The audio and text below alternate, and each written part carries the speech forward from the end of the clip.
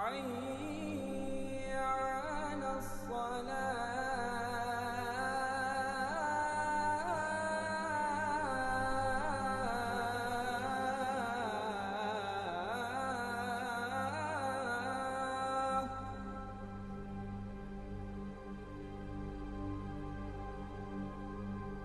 حي على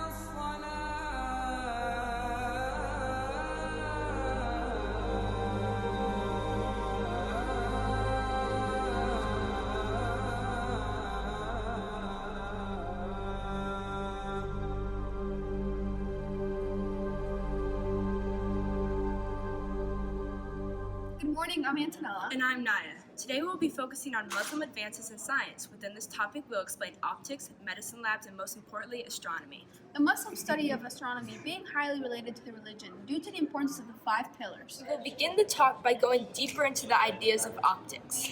Muslims changed ideas about vision. Islamic scholars made important contributions to the study of optics. In the past, optics were even needed when traversing the Mediterranean to find the land you were going to. This just in, our producer has informed us that our news reporter is in the field with Ibn al-Haythams. Thank you, Naya. Today I'm here with the scientist. Ibn al-Haythams. I have a few questions I would like to ask you about your contribution to the telescope and microscope. Well, George, my studies on optics were used in very developing ideas.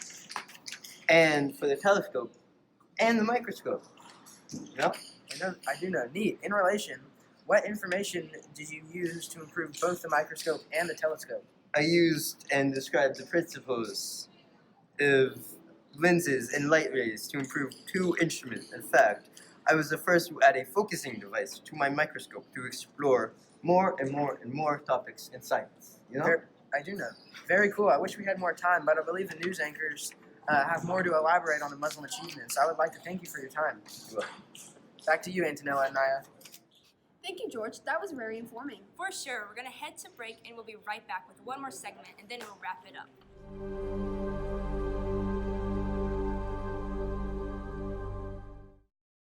In the year